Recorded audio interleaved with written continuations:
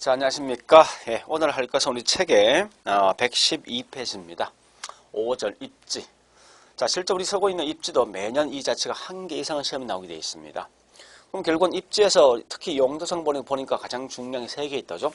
주거용 입지도 있을 것이고, 상업용 입지도 있을 것이고, 공업용 입지 3개 있지 않습니까? 그죠? 자, 이 중에 가장 입지에서 굉장히 중요한 게 누구냐? 결국 상업이 중요할 수밖에 없는 거 아닙니까? 그죠?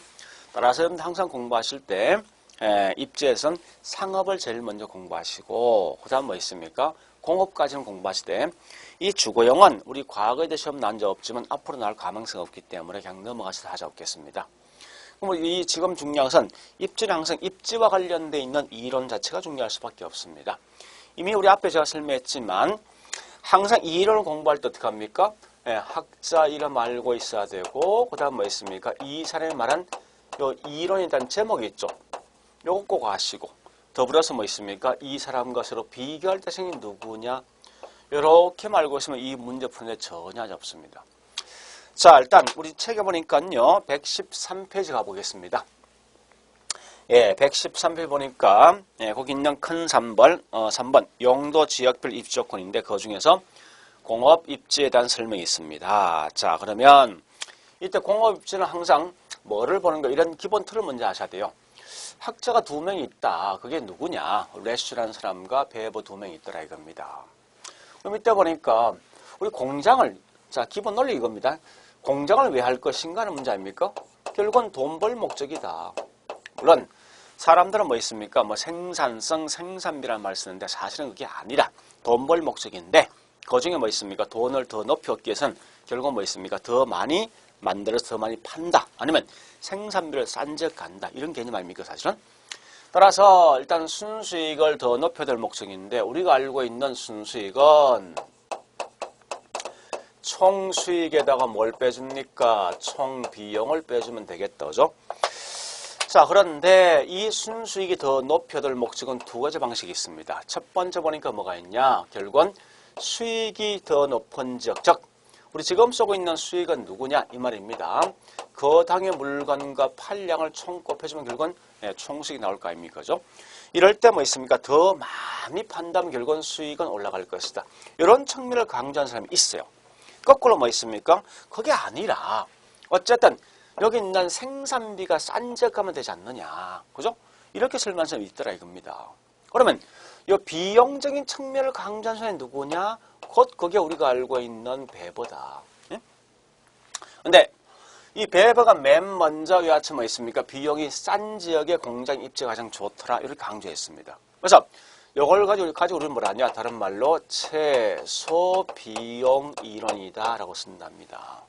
그러니까 결국은 이 학자 이름 아시고 아 얘는 비용이 싼 지역 공장 간다 이렇게 생각을 먼저 하시라고요. 자, 그러니까 이런 걸 굉장히 많이 강조하니까 여기에 대해서 뭐 있습니까? 신랄하게 비판하는 사람 누구냐? 레슈다, 레슈. 레슈는 뭐라 했냐? 야, 배버는 왜 자꾸 뭐 있습니까? 비용이 싼 지역만 강조하니? 나 같으면, 더 많이 팔 수 있는 지역 가겠다. 이렇게 말하는 사람이 누구냐? 곧 그게 우리가 알고 있는 레슈가 되어질 것이다. 그럼 레슈는 뭐라 했냐? 많이 팔 수 있는 지역 가겠다. 이게 누구냐? 최대 수요 이론이 되어진다 이겁니다. 이렇게 해서 뭐 있으면 서로 2개 이론이 나왔습니다.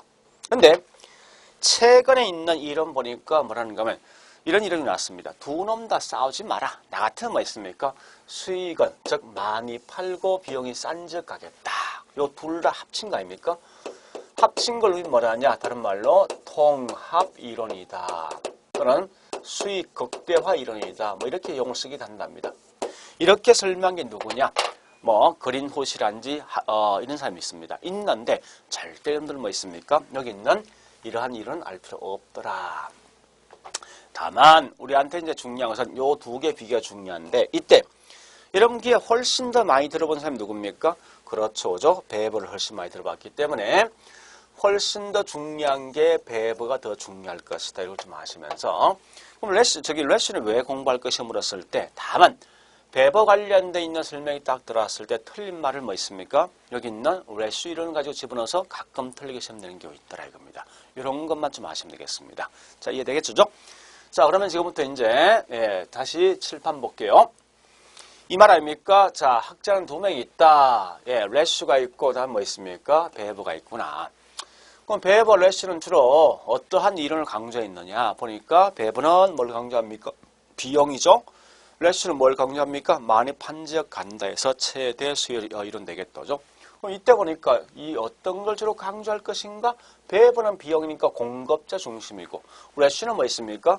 예, 수요 많이 파는 지역이 수요자니까 이건 수요 중심이죠. 자, 실제 중요한 건 뭐냐? 여기 있는 이 내용을 여러분 꼭 아셔야 됩니다. 이게 제일 중요한 키워드입니다. 즉 무슨 말인가 하면 예, 공장 입지할 때 주로 어떤 걸 고려할 것인가 하는 거예요. 예, 베버는 뭘 강조하는가 하면요. 운송비, 그 다음에 노동력, 그 다음에 뭐 집정력이 있죠. 이런 걸 고려해서 공장이 입지한다. 즉 이런 모든 걸 고려해서 뭐 있습니까? 비용이 가장 싼 지역 가겠다 이겁니다. 특히 이 중에서 어느 걸 제일 강조하는가 하면요. 좀 이따 하겠지만 베버는 운송비를 가장 강조한다. 이 말은 꼭 하셔야 됩니다. 자, 그래서 요 내용은 꼭 좀 기억하시고 거꾸로 뭐 있습니까? 저기 있는 래쉬는 보니까 시장 확대 가능성이 있는 곳에 입지한다. 이렇게 써놨습니다. 자, 그럼 요 말 뜻이 뭐냐? 잠시 여기 보세요. 이제 예, 이런 말입니다. 소비자가 제품에 대해서 지불할 수 있는 지불 가격은요.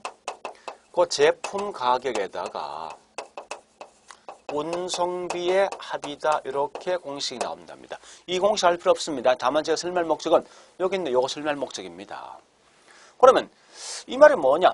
자, 만약 현재 여기 있는 요 시장이 있습니다. 시장이 있는데 공장이 여기 A란 지역도 있고 시장 안에 B란 지역이 있습니다. 일단 요 분필을 만드는 공장이 A란 지역과 B란 지역이 있는데 이럴 때 뭐 있습니까? 분필은 시장에서 내가 살 수 있는 가격은 100원 주고 살 수 있다 이겁니다. 그런데 여기 있는 고객들이 있죠.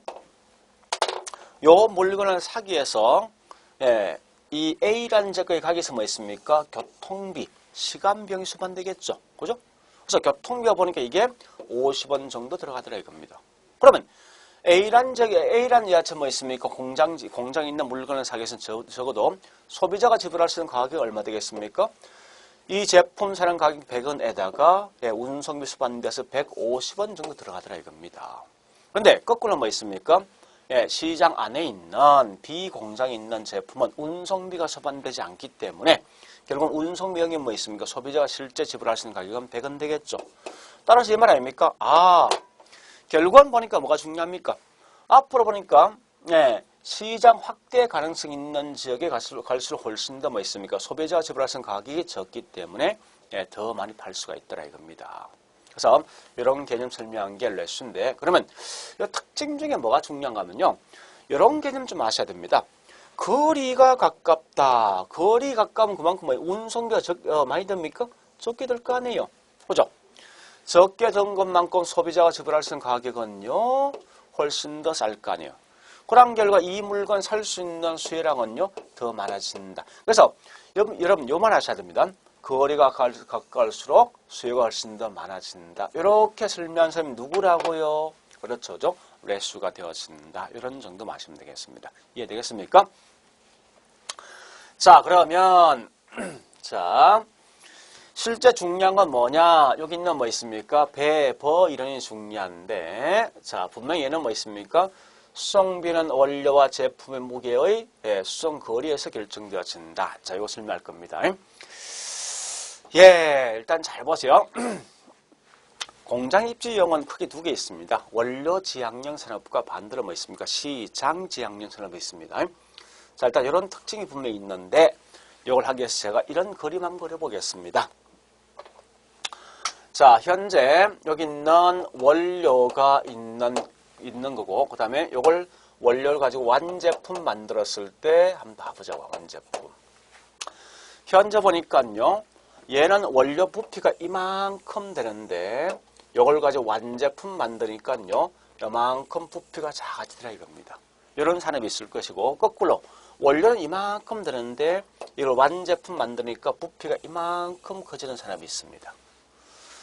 즉, 자, 이 말입니다. 원료가 원래 10톤인데 이걸 완제품 만들었을 때 1톤이 되어지더라 이겁니다. 거꾸로 원료가 1톤인 걸 가지고 완제품 만들었을 때 이게 10톤 정도 이렇게 늘어난 경우도 있을 거예요, 분명히. 그죠?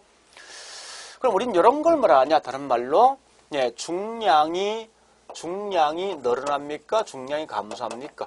그래서 중량이 감소하는 거죠. 그래서 이걸 뭐라 하냐? 다른 말로 중량 감소 산업이다라고 쓴답니다. 거꾸로 밑에 있는 이걸 뭐라 하냐? 중량 뭐랍니까? 증가 산업 되겠죠. 자, 요 두 개를 보시면서 이제 과연 여기 있는 A란 이 제품하고 B란 제품 중에서 공장 등이 입지한다면 원료가 있는 지역이 좋을 것인가? 아니면 물건 팔 수 있는 시장에다 공장 차리기 훨씬 좋을 것인가? 따져보는 겁니다. 자, 일단 가정상에서 트럭 한 대가 있죠. 트럭 한 대가 싣고 갈 수 있는 양은 1톤 정도 싣고 간다 할게요. 그러면 자, 일단 여기가 원료 산지고 그 다음에 이게 뭐 있습니까? 시장이 있다면, 여기 시장이 있다면 과연 어느 지역이 훨씬 더 공장 입지할 때 운송비가 절감될 것인가 하는 겁니다. 자, 만약 A사는 뭐 있습니까? 예, 여기 원료 산지에다가 공장을 차리면은 여러 가지 완제품 만들기 결국 뭐 있습니까? 1톤 될 거 아니에요. 그래서 차 한 대가면 끝날 거 아닙니까? 그런데 만약 A 산업 같은 거 있어. 이게 공장을 갖다 시장에다 차리면 어떻게 되겠습니까? 그렇죠. 그죠? 10톤이라는 무게를 들고 올 수밖에 없는 거 아닙니까? 즉, 이 말은 차 10대가 와야 될 거 아닙니까? 그래서 훨씬 더 절감될 수 있는 지역은 원료 산지입니까? 아니면 결국 뭐 있습니까? 시장이 낫습니까? 그렇죠. 원료 훨씬 나을 거 아닙니까? 그래서 이런 걸 가지고 우리는 원료 지향형 산업이다 쓴다고요. 거꾸로. 자, B 같은 산업은 뭐 있습니까? 예, 원료 산재도 공장 차리면 이걸 가지고 완제품 만들었을 때 10톤 될 거 아니에요. 10톤 가지고 예, 여기 있는 시장 지역 간다면요. 그만큼 뭐 있습니까? 차가 10대 가겠지만 거꾸로 뭐 있습니까? 이걸 갖다 원료를 가지고 그대로 싣고 오면 차 한 대가면 끝날 거 아닙니까? 그죠? 따라서 이때는 훨씬 더 절감되는 게 결국은 시장지가 훨씬 더 절감될 것이라는 거죠. 따라서 이 B와 같은 산업들은 뭐 있습니까? 결국은 얘는 시장 지향형 산업이 되어질 것이다. B는. 자, 그러면 우리 문제 푸는 방식은 간단한데 이렇게 봐보자고요. 앞으로 공부하실 때 이제 문제 딱 나오면요.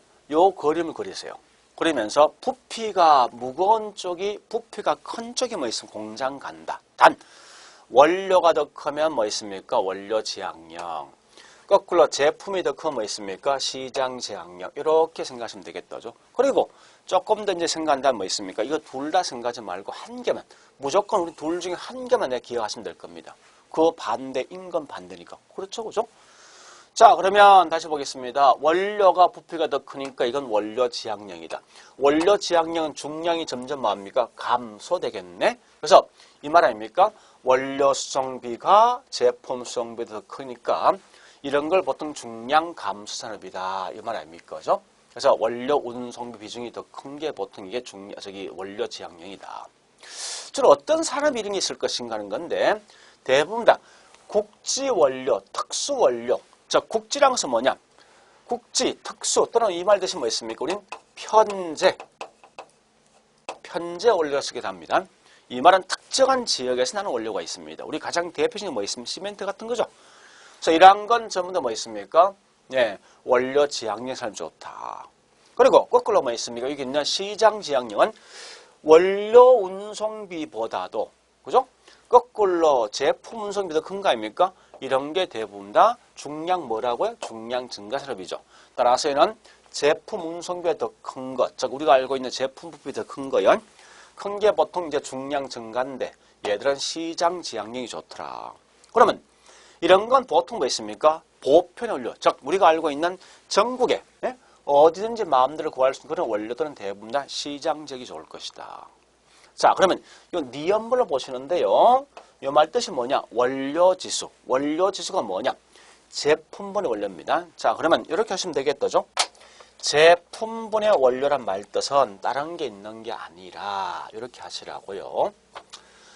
여기 제품은 제품분의 원료 아닙니까? 그 1톤분의 10톤이니까 결국 뭐 있습니까? 원료지수가 항상 분수는 기준 1입니다. 그래서 기준이 1인 게 1인데 얘는 뭐 있습니까? 어쨌든 1보다 큰 거 아니에요? 1보다 큰 게 누구냐? 원료 지향형이다. 그죠? 거꾸로 이건 시장 지향형이죠.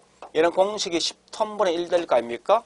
그래서 그 결과 10분의 1이니까 결국은 1보다 뭡니까? 작을 거 아니에요. 그래서 작은 산업이 뭐냐? 곧 이게 다른 말로 시장지향형 산업이 되어진다. 이해되겠습니까? 그래서 항상 공부하실 때 이런 건 절대 어떻게 하시는가 하면요. 다시 말씀드리지만 이렇게 하세요. 무조건 야치 원료 그다음에 뭐 있습니까? 제품 써놓고 요 부피 한개만 가지고 결정하시면 될 거 아닙니까? 요건 중량 감수다. 원료가 더 크기 때문에 결국 뭐 있습니까? 네, 원료 지향형이다. 결국은 제품분의 원료가 올려주시니까 1보다 크니까 이건 뭐 있습니까? 원료 지향형. 이렇게 암기하시면 될 거 아닙니까? 그죠? 자, 일단 그러면 물어보겠습니다. 따라서 이와 같이 원료 지향형과 제품, 시장 지향형 뭘가 따진 겁니까? 그렇죠. 이 제품 이동할 때 운송비를 가지고 따졌습니다. 그럼 결국은 이런 걸 누가 말했니? 여기 있는 베버가 말했다 이겁니다. 그럼 베버를 보니까 공장 등 입주할 때 운송비와 노동비와 그다음에 집적력을 고려했지만 이 중에 뭐를 강조했습니까? 그렇죠. 운송비를 이렇게 강조하더라. 이렇게 해서 연결하시면 될 거 아니에요. 자, 좀 기억하시고. 자, 그 다음에 노동지향형 산업은 대부분 뭐 있습니까? 예, 노동비가 싼 지역. 예? 그러니까 노동력이 상당히 중요한 것으로서 노동비가 싼 지역에 입주하는 게 보통 이게 노동지향형이랍니다. 그래서 특히 우리 주로 많이 쓰는 게 뭐인가 하면 신발이라는 어류같이 이렇게 노동력이 풍부하고 저렴한 지역에 입주하는 게 유리하면 이런 것은 노동지향형입니다. 자, 그래 아시고, 일단, 우리 특히 이제 알 것은 뭔가 하면, 공업은 이런 정도까지 마시면 되겠습니다. 그럼 잠시 책 봐볼까, 이제? 책 보겠습니다. 113페이지. 갈로 1번, 배버 최소 비용 이론. 그 중에 중요한 것은 뭐 다른 거 필요 없다죠. 동그라미 1번 줄 거 넣고요. 자, 일단 그게 가장 중요합니다. 그 다음에 동그라미 2번, 3번 한번 읽어보시고 넘어가 보자고 이제. 그래서 뒤에 설명되어진 걸 보니까요. 공업에 투입된 원료 구분 나 있습니다. 그 중에 특히 뭐 설명 꽤 많지만 여러분들은 다 필요 없이 뭐 있습니까? 원료 지향형, 시장 지향형, 입지 비교 있죠? 요것만 좀 해주실래요? 자, 그리고 기타 공장 입지에서 노동 지향력은 노동 집약형이고 미숙력이 많은 경우 사용하는 거고 집적 지향력, 집적은 뭐 있습니까? 이 공장들이 같이 모여 있는 거예요. 모여 있을 때 훨씬 더 비용 등이 절감되어지면 같이 모여 있겠죠, 그죠? 근데 반대로 뭐 있습니까? 운송 비중이 굉장히 같이 있으니까 훨씬 더 비용이 더 증가된답니다. 증가되면 어떻게 합니까? 같이 있지 못하고 분산할 수밖에 없는 거죠. 자, 그다음에 그런 정도 보시고 그다음. 자, 이제 레슈로 갑니다. 115페이지. 레슈는 가장 중요한 게 동그라미 1번, 2번 갑니다. 2번 보니 뭐라 하지 않습니까? 시장 확대 가능성이 가장 풍부한 지역에 입지한다. 이런 것만 좀 기억하시면 되겠죠. 됐습니다. 자, 그 다음 이제 상업으로 넘어가, 상업. 상업은 제일 먼저 볼 게 뭐냐? 이걸 먼저 아셔야 돼요. 이제 상권이란 말 뜻이 뭐가 될 것인가? 이런 기본적인 내용을 좀 아셔야 되겠습니다. 책에 물론 115페이지 맨 밑에 설명되어 있지만 이렇게 한번 설명해 보겠습니다. 여기 보세요. 이제 상권은 이게 현재 동네 슈퍼가 있으면요.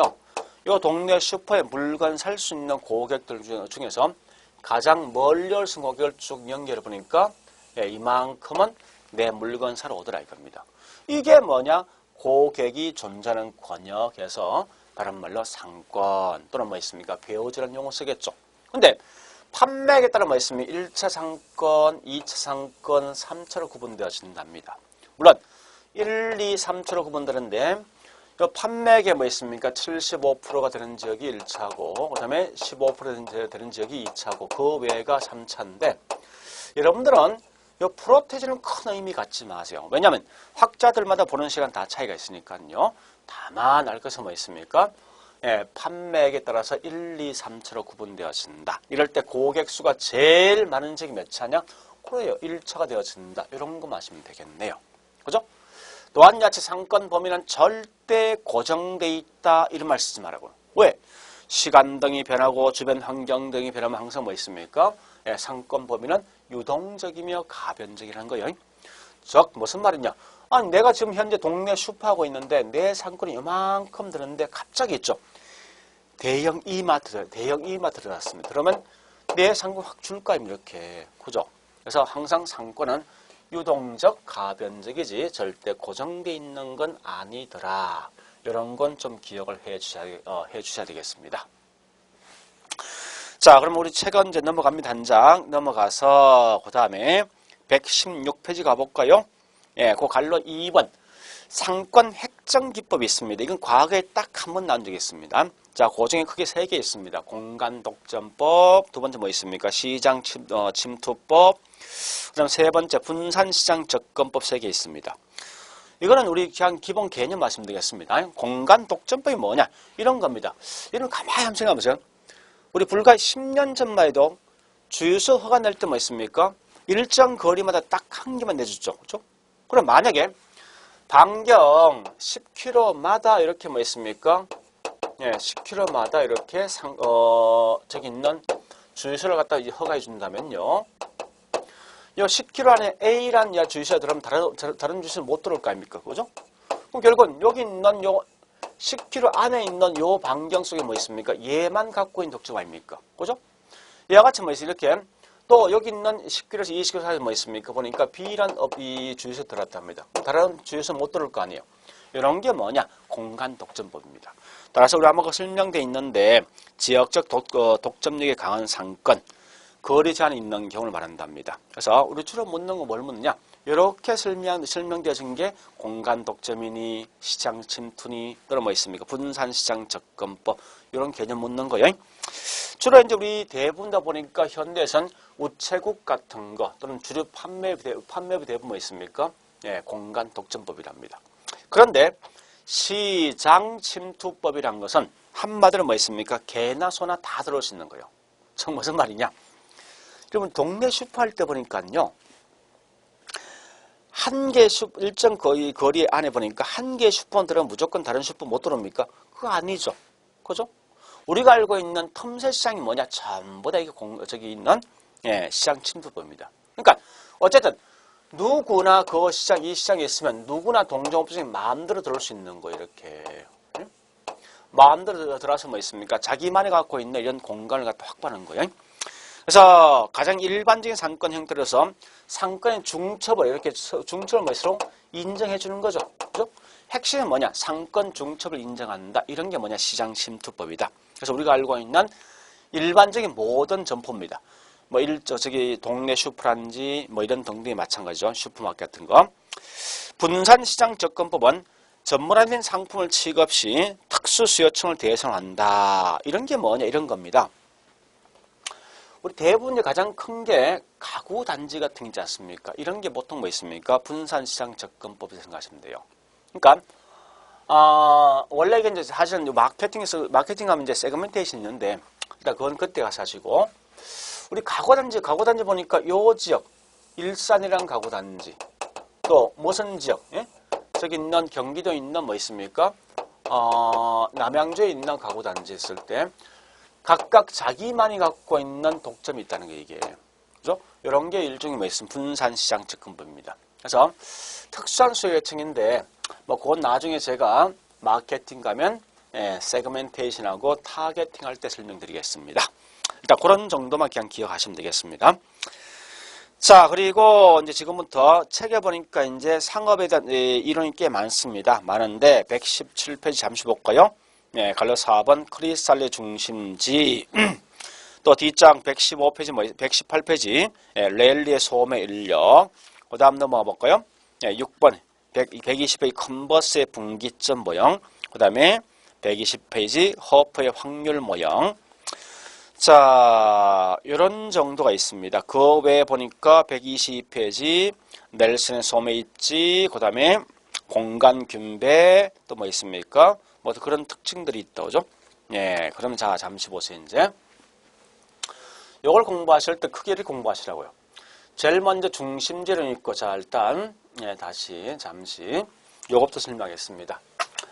예, 상업은 제일 중요한 게 첫 번째 중심지 이론이 있습니다. 그 다음에 인력 이론이 있습니다. 그 다음에 뭐가 있는가 하면요. 공간 균배 원리 이렇게 크게 세 개로 구분할 수 있습니다.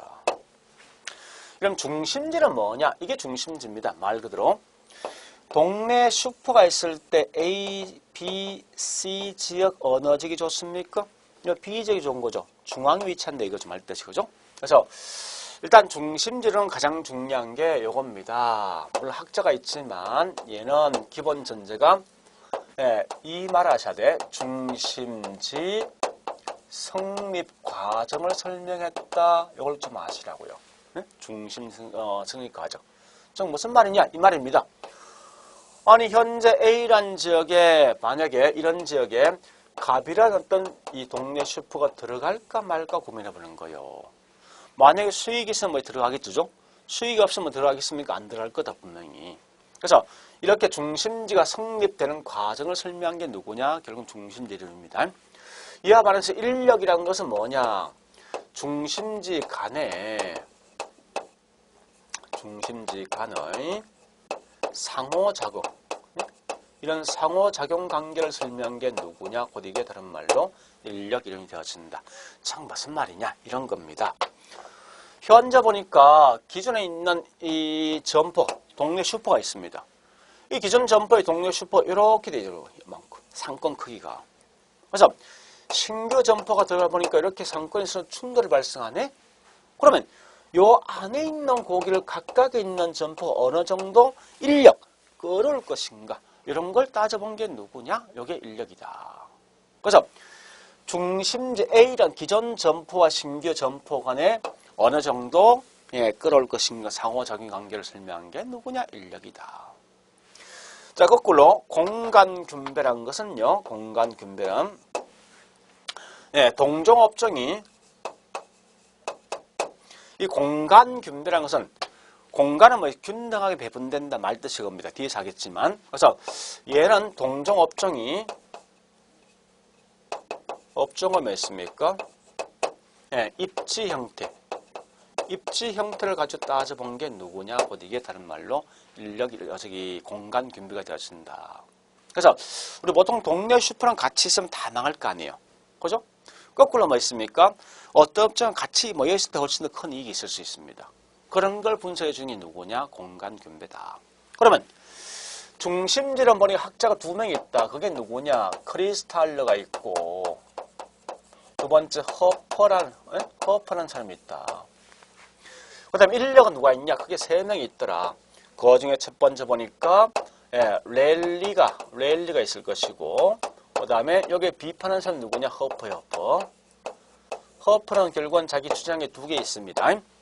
그 다음에 여기 랠리를 갖다 수정 보완한 게 누구냐? 이게 컨버스가 되어진다. 이런 특징 아시고. 그죠? 일단 이러한 내용을 좀 전체를 먼저 알고 있어야만 나중에 문제 풀 때 내가 쉽게 풀 수 있습니다. 자, 일단 그래서 크게 3개 하셔야 돼요. 다시 하겠습니다. 중심지는 학자가 크리스탈러와 그 다음에 허퍼가 있지만 항상 포인트는 크리스탈러 중요합니다. 이거 아시고 인력이란 것은 뭐냐? 중심지 간의 상호작용 관계를 설명한 건데 그 중에서 랠리, 허퍼 이 2개를 좀 비교해 주는 게 훨씬 더 중요할 거예요. 분명히. 공간 균배는 이런 겁니다. 점포가 입지할 때 도심 중심지에 갈래. 또는 뭐 있습니까? 같이 모여 있을 것인가? 집재성, 집심, 집재성, 또 흩어져 있을 것인가? 뭐 이런 걸 판단해보는 게 공간 균배랍니다. 그래서 실제 이 중에 제일 중요한 게 누구냐? 우리 과거의 문제 보니까요. 거의 90%가 뭐냐? 여기서 항상 시험 나온다. 나오는데 이건 무조건 계산 문제 형태로 시험 나올 것이다. 이렇게 좀 아시면 되겠습니다. 자, 그러면 이제 구체적 내용 들어보겠습니다. 첫 번째, 중심지는 결국은 중심지 형성, 즉 중심지 성립 과정을 갖다 파악한 거다. 따라서 항상 중심지 이 형성은요, 반드시 재화 도달 범위가 최소 요구치보다 클 때 뭐 있습니까? 중심지가 형성되어진다. 무슨 말이냐? 이겁니다. 다시 보세요. 자, 동네 슈퍼가 있어. 근데 내 물건 사기에서, 실제 내 물건 사기에서 올 수 있는 고객이 어느 범위까지 오냐 보니까 이만큼까지 내 물건 사러 오더라 이겁니다. 그럼 이걸 말하냐? 다른 말로 내 물건이 미치는 범위, 재화 도달 범위 될 거 아닙니까? 근데 내가 있죠. 이곳에 장사하기 위해서는 어느 정도 고객 오면 본점 볼 수 있을 것인가. 본점 본다. 이게 뭐냐? 최소 요구치입니다. 그래서 요만큼에 있는 고객마다 저는 본점 볼 수 있다는 거예요. 그럼 여러분들 이런 거 장사하겠습니까? 해야 되지. 왜? 나는 요만큼의 고객마다 본점 볼 수 있는데 실제 고객은 이만큼 오는 거 아닙니까? 이만큼. 그죠? 그래서 저는 이만큼 결국 이익을 보는 거 아니에요. 그죠? 그래서 결국은 중요한 말은 항상 크리스탈의 중심지는 중심 성립 과정을 설명한다. 또는 설명 중에 재와 도달 범위와 최소 요구치 관계를 설명한다. 이 말하면 중심지론이 되어진다. 이렇게 보시면 되겠습니다. 자, 아까 중심지는 제가 설명했습니다. 주변 지역의 재와 등을 공급하는 중심을 말한다. 그 다음에 이때 학자가 2명이 있더라. 크리스탈러와 허프 2명이 있습니다. 자, 그런데 크리스탈은 뭐라 했냐? 거시적 접근이고 허프는 뭐 있습니까? 미시적 접근. 이럴 때 특히 허프는 뭘 강조했느냐? 소비자 행태 분석을 갖다 한다. 행동 심리를 분석한 게 누구냐? 허프다. 자, 잠시. 제가 좀 이따 이제 설명드릴 건데 이때 뭐 있으면 이거 아셔야 됩니다. 중심지는 크게 3개 차원 중심지가 있어요. 고차원 중심지, 중차원 중심지, 저차원 중심지 3개 있습니다. 고차원 중심지는 도심 안쪽에 있는 상권이고, 그죠? 보통 중차원 중심지는 뭔가 부심지에 있는 상권입니다. 그다음 저차원 중심지는 동네 지역에 있는 상권인데, 그러니까 그렇게 보지 말고 그냥 간단히 생각하죠. 저차원 동네 슈퍼요, 그 다음에 중차원 이마트요, 고차원 백화점이 되어진다 이렇게 생각하시면 될 겁니다. 그럼 훨씬 더 내가 이해하기 쉬울 거예요. 자, 그러면 일단 제가 허프부터 좀 설명하겠습니다. 허프는 뭐라 했냐? 일반적으로 가장 가까운 곳에 상품을 구매하는 경향이 있더라. 또 한 야채 뭐 있습니까? 저차원 중심지에 적당한 거리에 보면은 고차원 중심지가 있으면 소비자는 뭐 있어? 고차원 중심지에서만 구매한다. 자, 즉 무슨 말이냐? 이 말입니다. 사실은 이거 다 알고 있는 거거든요. 어떤 거냐? 이거. 자, 집이 있는데 동네 슈퍼가 A와 약간 떨어진 B에 있습니다. 어디에서 물건 삽니까? 가까이 있는 곳에서 물건 살 거 아니에요. 그죠?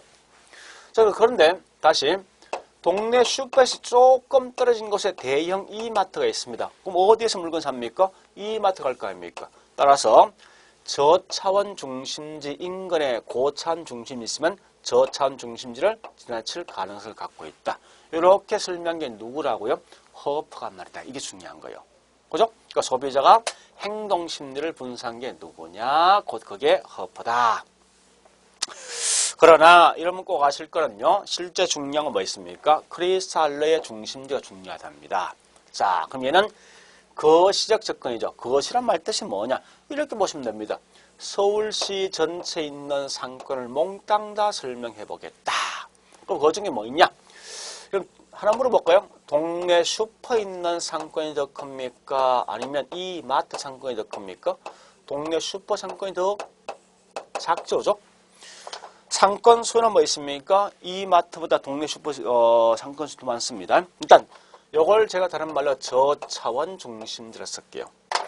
요거보다 조금 더 큰 게 누구냐? 여기 보니까 이 마트다. 이 마트가 뭐냐? 중차원 중심지다.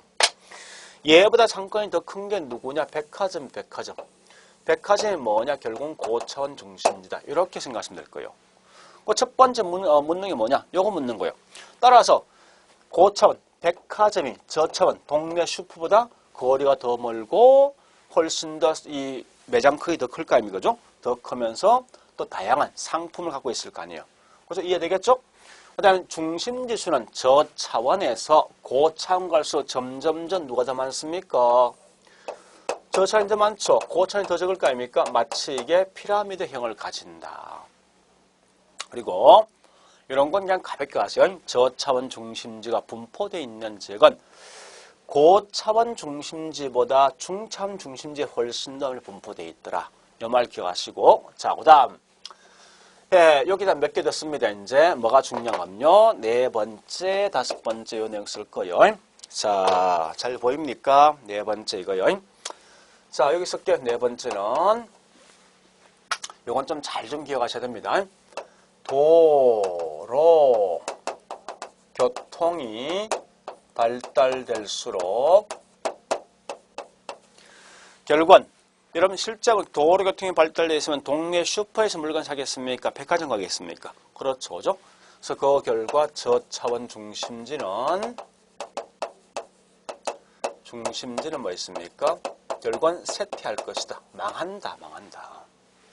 그 다음에 다섯 번째, 인구 밀도가 높은 지역일수록 뭐 있습니까? 중심지 간의 거리는 뭐 있습니까? 훨씬 더 좁다, 가깝다. 이해되겠죠? 그죠? 인구 밀도가 높을수록 뭐 있습니까? 백화점 간의 거리는 훨씬 가깝거든요. 이런 특징들은 여러분들이 꼭 좀 기억해 주기 바랍니다. 예, 됐습니다. 이제 지금부터 할 게 뭐냐? 요거 할 겁니다. 인력 일어날 거. 이건 굉장히 중요합니다. 여러분 무조건 기억하셔야 돼. 이건 주로 계산 문제 시험 나올 건데. 자, 인력은 결국은 이 말입니다. 중심지 간 상호 간의 고객 유인력을 파악한다. 즉 무슨 말이냐? 이 말 아닙니까? 현재 보니까 A란 동네 슈퍼와 B란 동네 슈퍼가 있는데 각각에 있는 상권이 중복이 되어지더라. 여기 있는 고객을 갖다가 A 슈퍼와 B 슈퍼에 어느 정도 끌고 올 것인가 이런 걸 연구한 게 누구냐? 곧 이게 인력이다. 그죠? 그래서 인력인데 이때 뭐 있습니까? 얘는 크기에 대해서 자 인력이라는 의미를 좀 아셔야 돼요. 인력은 끌어오는 힘 아닙니까? 결국은 상권이 클수록 끌어오는 힘은 강할 거 아니에요. 그래서 상권 크기에 대해서 비례할 것이고 거리에 대해서 뭐 있습니까? 예, 반비례하겠죠. 요 논리가 굉장히 중요합니다. 이때 보니까 이제 학자가 두 명을 비교하셔야 돼요. 레일리라는 사람과 허프가 있습니다. 레일리는 뭐냐? 소매 인력 법칙이고 허프는 뭐 있습니까? 중력 또는 확률 모형입니다. 그럼 여기서 보니까 자, 그 다음에 여기 있는 뭐 있습니까? 요걸 비판하니까 허프가 있죠. 여기에 대해서 이제 이 수정 보완한 게 누구냐? 곧 이게 컨버스 되어진답니다. 근데 참고로 시험은 여기 있는 레일리하고 허프 있는 내용이 항상 시험 나오게 되어 있습니다. 자, 그럼 레일리부터 해보겠습니다. 잘 보세요. 먼저 잠시 여기 다시 보세요. 이 말입니다. 레일리와 허프는 가장 근본적인 차이가 있거든요. 무슨 차이냐? 이 말입니다. 현재 여기 있는 A란 동네 슈퍼가 있고 B란 동네 슈퍼 위치에 있는데 여기 있는 고객들 보니까 어디에서 고객이 분리될 것인가? 즉 내가 올 수 있는 고객 범위를 측정할 때 있죠. 요 거리를 딱 따져보니까요. 거리를 따져서 무조건 이렇게 사람들 가까운 곳에서 물건 사다 보니까 이렇게 딱 쪼개서 뭐 있으면 요만큼은 A 고객이다. 요만큼은 B 고객이다. 상권 분리를 갖다 뭐 있습니까? 상권 분리를 강조했다고. 이렇게 하는 게 결국 뭐 허프는 말했느냐? 아니 야 레일리 네가 말하는 거 말 안 맞다. 무슨 말이냐? 이 말 아닙니까? 여기 있는 놈도 결국은 B 슈퍼 갈 수 있다. 그죠? 여기 있는 놈도 뭐 있어? A 슈퍼 갈 수 있다. 따라서 이렇게 하지 말고 우리 여기 있는 요 안에 있는 고객이 총 10명이 있으면 요 10명 중에 몇 명이 6명이 몇 명이 4명이 갈 것인가 몇 명이 갈 것인가 이렇게 한번 따져보라 이겁니다. 이렇게 설명한 게 누구냐? 곧 이게 허프가 되어진답니다. 이해되겠습니까? 자 그러면 이때 얘는 뭘 강조했습니까? 요 강조한 거죠. 두 개 상권의 중첩을 강조했고 그런 결과 고객 유인력을 측정함에 따라서 상권의 점유율을 파악한 거 아닙니까? 그죠? 이렇게 파악한 게 누구냐? 곧 이게 허프가 되어진다. 그러면 잠시 요 말을 좀 기억하셔야 됩니다. 요걸 아까 있던 그림을 다시 그려보겠습니다. A란 도시와 B란 도시가 있어요. 이렇게 있는데 아까 제가 그림 이렇게 그렸죠? 이렇게 그랬는데 요걸 싹 지압을 그냥 거리를 써보겠습니다. 현재 상권 크기와 크기가 있는데 이럴 때 만약 상권 크기가 둘 다 똑같다면 상권이 분리될 수 있는 경계점은 중앙이 될 거 아니에요. 그죠? 요만큼은 A, 요만큼은 B 갈 거 아닙니까? 그죠? 중앙이 되겠는데 지금 이게 중요한 게 아니라 시험은 항상 이렇게 나옵니다. 만약에 A 도시가 B보다 훨씬 더 상권이 크다면 즉 A는 대형 이마트고 B는 동네 슈퍼가 되어진다면요. 당연히 뭐 있습니까? 훨씬 더 많이 갈 수 있는 곳은 A 지역 갈 거 아닙니까? 그 상권이 분리될 수 있는 경계점은 이쯤까지 분리될 거 아니에요. 요만큼은 A 고객, 요만큼 B가 될 거 아닙니까? 따라서 A가 B보다 상권이 크면 상권 경계점은 작은 쪽, B 쪽이 훨씬 더 가깝다. 이런 개념을 여러분들이 꼭 아셔야 됩니다. 알겠죠? 자, 그러면 이때 여러분들 솜의 인력은 인력과 그다음에 허프의 중력 모형은 반드시 기억하시는데 뭐가 중요하면 실제 시험은 여기 시험 나오게 되어 있습니다. 계산 문제. 이건 어쨌든 철저히 계산 문제 알고 있어야 됩니다. 그래서 공식이 뭐냐? 거리분의 면적이다. 항상 거리에 뭐 있습니까? 마찰계수. 마찰계수가 있습니다. 이 그림이 좀 이상한데 다시 그려보겠습니다. 거리분의 크기인데 여기 뭐 있습니까? 마찰계수. 마찰계수 항상 그렇게 되어 있어요. 마찰계수는 저항계수인데 이런 걸 통해 실제 곡이 어느 정도 올 것인가 이걸 측정할 수 있답니다. 자, 지금부터 뭘 보는가 하면요. 119페이지 뭐 있습니까? 계산 문제 있습니다. 여러분 그 문제 무조건 푸셔야 돼요. 지금은 그냥 단지 공식 정도 마시고 다음 가서 뭐 있습니까? 반드시 꼭 있는 계산 문제 꼭 푸셔야 됩니다. 자, 일단 봐보겠습니다. A 도시와 B 도시 사이에서 자, 책 보시는 119페이지요. 사이에 위치하고 있는 C 도시는 A 도시로부터 5km. 그죠? 자, 요 그림만 그려보겠습니다. 이 말이거든요. 현재 A 도시와 중간에 C 도시가 있어요. 여기 24회 문제인데 요 중간에 고객이 있더라. 고객이. 이 고객 A와 B에 각각 얼마씩 갈 것인가 이걸 묻는 거예요. 그럼 현재 보니까 여기 있는 A 도시 인구가 5만 명이고 그 다음 B 도시 있는 인구가 뭐 있습니까? 10만 명 될 거 아니에요. 그죠? 그런데 여기 있는 C 도시 인구가 3만 명 되어진다. 3만 명. 자, 이게 3만 명이 되어진답니다. 근데 여기까지 고객 A 도시가 갈 수 있는 거리가 얼마 되는가 하면은 얘가 5km고 얘가 뭐 있습니까? 10km가 되어진다. 여러분 참고로 있죠. 우리 항상 나왔을 때 이 마찰계수는 주어지는데 만약 마찰계수가 주어지지 아니하면 무조건 2승을 쓴다라고 생각하세요. 이건 꼭 기억하셔야 됩니다. 마찰계수가 주어지지 않으면 무조건 2를 쓴다는 것만 알고 있으면 그 문제 풀 수 있답니다. 자, 따라서 이렇게 나오면 뭘 하는가 하면요. 항상 공부하실 때 문제 풀 때 이렇게 하시라고요.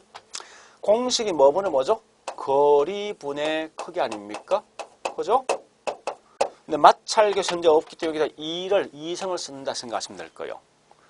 그러면서 이 문제 풀 때 어떻게 푸는가? 우리 책까지 풀지 말고 있죠. 가장 빨리 푸는 방식은 뭐 있냐? 이 방식이 제일 낫습니다. 무조건 모든 건 비율로서, 비율로서 하시라고요.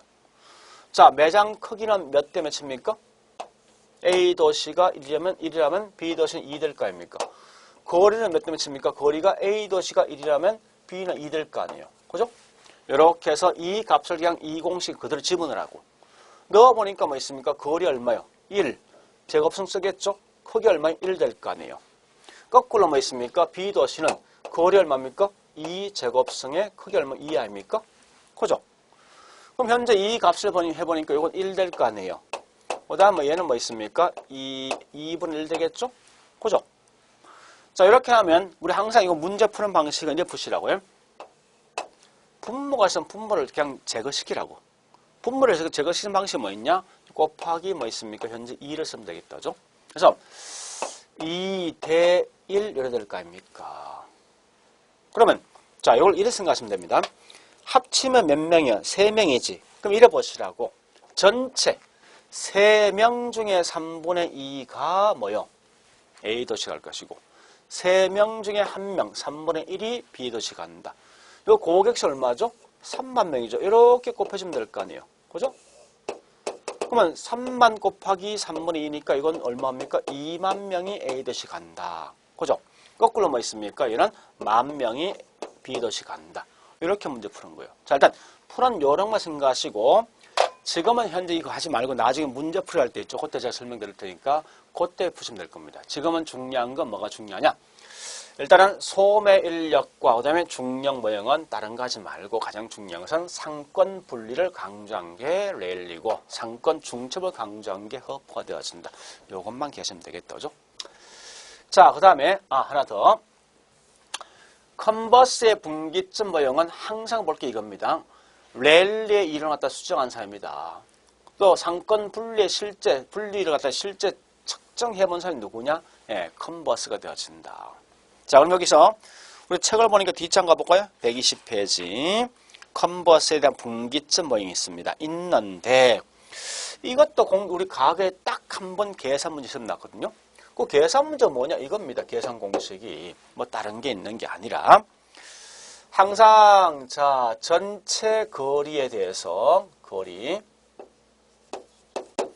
1 플러스 루트 기준 면적에 대해서 상대 면적 이렇게 기억하시라고 문제 풀 때. 네?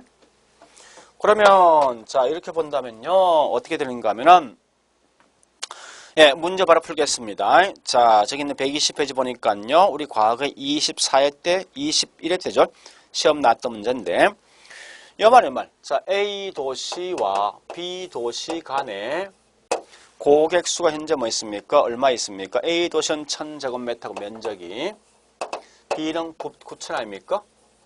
그죠? 요 전체 거리 얼마 되냐? 보니까 8km죠. 그죠? 이렇게 되어진다면 A 도시를 기준해서 어느 정도 기점에서 고객이 뭐 있습니까? 예, 분리될 것이 따져보는 거예요. 요 식을 그냥 그대로 집어넣는다고. 집어넣는데 이것도 항상 문제 풀 때 뭐 있으면 모든 걸 비율로 사시면 그 문제 풀 수 있습니다. 자, 따라서 이 식 집어넣어 보겠습니다. 전체 걸 얼마요? 8kg고. 그 다음에 1 플러스 루트 뭐 있습니까? 기준 면적 얼마라고? 1이죠. 상대 면적 얼마 되겠습니까? 예, 여기에 9 될 거 아닙니까? 그럼 루트 9는 얼마죠? 예, 3 될 거 아니에요. 따라서 얘는 1 플러스 3이니까 4분의 8 되니까 요거 얼마 되겠습니까? 예, 여기 보니까 현재 2kg이죠. 2kg. 그죠? 그러면 이 말은 A에서 뭐 있습니까? 2kg까지는 A 고객, 나머지는 뭐라고요? B 고객이 되어진다. 이렇게 문제 푸는 거예요. 푸는 건데 이것도 지금 하지 말고 컨버스는 하면 랠리 이론을 수정한 사람이고 상권 분리를 실제 측정해 본 사람이 결국 뭐 있습니까? 컨버스가 되어진다. 이런 정도만 하시면 되겠다. 그죠? 자, 이제 공간 균배 원리 그냥 가볍게 갑니다. 경쟁 관계에 있는 두 점포의 공간은 균등하게 분배된다 이거죠. 따라서 시장이 좁은 적은 반드시 중앙에 입지할 것이고 시장이 넓은 적은 분산에 입지한다. 이게 무슨 말이냐? 이런 겁니다. 시장이 좁단 말은 걸어서 다닐 수 있는 그런 지역이죠. 걸어서 다닐 수 있는 그런 지역은 뭐 있습니까? 이렇게 A, 동종업종의 A와 B가 이 중앙에 입지했을 때 고객을 반반 분산시킨다는 거예요. 시장이 넓은 지역은 뭐냐? 이렇게 자동차 등을 이용하니까 교통비가 수반될 거 아니에요. 그래서 이런 지역은 중앙에 입지하면 결국은 일부만 오지 일부는 밖으로 빠져나거든요. 그래서 항상 이럴 때 뭐 있습니까? A 점포와 B가 이렇게 분산되면 고객을 반반 이렇게 가져갈 것이다 하는 거예요. 그래서 항상 핵심은 시장이 좁은 지역은 중앙에 입지한다. 시장이 넓은 지역은 분산에 입지한다. 이거 말씀 되겠습니다. 결국 이걸 통해서 이제 우리 뭘 파악하는가 하면요. 점포 유형이 있습니다. 크게 4개 있어요. 집심성 점포, 집재성 점포, 산재성 점포, 그다음에 국부적 집중성이 있습니다. 집심은 도심 중심지에 가는 거예요. 집재는 동종업종이 같이 모여 있는 겁니다. 그다음에 산재성은 뭐 있습니까? 동종업종이 분산되어 있는 거예요. 같이 있으면 다 나간다 이겁니다. 국부적 집중성은 국부, 지역마다 동종업종이 조금씩 모여 있는 거예요. 그 집심성, 자 이건 주로 묻는 게 어떤 점포가 어디 속에 포함되어 가는데 하는 건데 정확히 기억하지 말고 대충 개념만 파악하시면 그 문제 풀 수 있습니다. 자 집심성은 주로 어떤 게 있는가 하면요. 도매점, 백화점 등등이 집심이고 집재는 은행, 가구점, 보험회사, 사무실인데 이건 주로 사무실 관련돼 있는 게 전부 다 집재성이다 이렇게 하시면 되겠습니다. 그 다음에 산재성은 동네에 있는 점포 같이 있으면 다 나갈 거 아닙니까? 어떤 게 동네 슈퍼라든지 목욕탕 같은 거 뭐 이런 거 아닙니까? 국부적 집중성은 각각에 있는 동네마다 조금씩 같이 모여 있는데 농기구, 철공소, 종묘상 이건 농사와 관련돼 있는 점포가 이 속에 포함되겠구나 뭐 이런 정도 마시면 되겠습니다.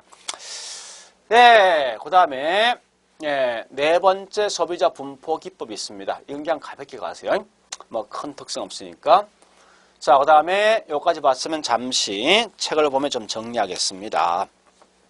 내용이 좀 길다, 그죠? 책을 보시는데 어디 보시는가 하면요. 줄만 끝하고 이제 118페이지 보니까요. 거기 있는 중요한 것은 이 5번. 랠리의 소매 인력 이론 중에서 거기 있는 하나, 둘, 셋, 넷째 줄입니까? 랠리 소음의 인력에 따르면 유인력은 점포의 규모가 클수록 유인력이 커지고 거리 멀수록 작아진다. 이런 거 아시고, 그 다음에요, 또 뭘 보는가 하면은 119페이지 중간쯤 동그라미 4번입니까? 요거 좀 정리하시고 넘어갑니다. 예, 120페이지 컨버스의 분기점 모형은 중량계, 예, 동그라미 1번만 기억하시면 되겠습니다. 그리고 그 안에 있는 계산 공식 좀 기억하시고, 가로 7번 허퍼에 대한 확률 모형은요, 주로 뭐를 보시는가 하면은 설명이 꽤 많지만요, 예, 이 정도, 즉 무슨 말입니까? 거기는 예, 이 확률 갈로 7번 하나 둘 셋째 줄 끝에 있죠. 시장 점유율을 산정했다. 이거 좀 아시고, 그 다음에 쭉 넘어가서 예, 121페이지 랠리하고 허퍼에 대한 박산의 어떤 비교돼 있죠. 그런 정도 좀 아시면 되겠습니다. 자, 넘어가겠습니다. 그 다음에 120페이지 갈로 8번 입지 유형별 점포에서 양갈로 1번 렐슨의 소음의 입지라는 것은 그냥 가볍게 넘어가세요. 2번 공간 균배 원리 중요한 것은 예, 123페이지 뭐 메뉴에 있을 거 아닙니까? 그죠? 그런 내용 좀 정리해 보시고 정리하시고, 그 다음에 갈로 3번 점포 유형별 입지가 있을 겁니다. 그것도 주로 어떠한 예가 어디 속에 포함될까 정도만 아시면 되겠습니다. 자, 그 다음에 뒷장 가볼까요? 124페이지. 뭐 설명 꽤 많지만요. 예, 요것만 좀 기억하세요. 매장형 부동산 부지 선정 순서 있죠. 요 순서를 꼭 아셔야 됩니다. 이 순서는 아직 시험 안 나왔습니다. 그래서 기존 부지 분석, 도시 분석, 걸림 분석, 그 다음에 예, 걸린 지역 선정, 그 다음에 뭐 있습니까? 예, 마지막에 대상 부지 선정. 이런 거 아시면 되겠습니다. 요 순서 정도만 아시면 되겠네요. 자, 일단 그런 정도 보시고 나머지 우리 책에 125페이지 있는 도시 공간 구조 이론은요. 예, 비록 설명이 작년에 시험 나왔지만 매년 나오는 게 아니니까 그냥 넘어가고 나중에 문제 풀이할 때 한번 정리하겠습니다. 자, 오늘 좀 길게 했는데 정리해 볼게요. 이제 사실은 뭐 있냐? 한 거 별로 없습니다. 공업원 2개 있다. 결국은 비용적인 측면을 강조했던 배부하고 많이 팔 수 있는 레스 2명 있다. 항상 중요한 건 배부가 중요하다. 배부는 공장 입지할 때 뭘 강조합니까? 운송비, 노동력, 집정력을 강조한다. 이럴 때 시장 지향형 산업과 소비, 그 다음 뭐 있습니까? 원료 지향형 산업이 있다. 뭘 때 그럴까 아셔야 됩니다. 그 다음에 상업은 크게 3개 있죠. 뭐뭐 있으면 첫 번째 보니까 중심지. 중심지는 가장 중요한 게 크리스탈로 중요할 것이고, 그 다음에 인력은 고결 끌어오는 힘인데 이럴 때 크게 3명 있지 않습니까? 얘는 주로 알 것은 허퍼, 그 다음에 랠리, 허퍼 이 2명을 같이 묶어서 있죠. 계산 문제를 푼다 생각하시면 될 거예요. 컨버스는 단지 할 것은 이거 말하시면 되겠죠. 랠리 이런 거 수정 보완한 거고 실제 상권 경기를 실제 측정해 본 사람입니다. 그 다음에 공간 균배에선 중요한 것은 각각의 업종마다 어떠한 게 어디 속에 포함될 것을 아시고, 그 다음에 뭐 있습니까? 매장용 부동산은 예, 부지 선정 순서에 있죠. 요 정도까지만 여러분 알고 있으면 문제 푸는 전혀 하지 없겠습니다. 자, 그래 하시고 이제 오늘 한 게 뭐 있으면 우리 2장 답니다. 2장 내용 꽤 많았다, 그죠? 좀 지금 하고 있는 이런 핵심적인 내용은 좀 알고 하시면 되겠습니다. 자, 수고했습니다.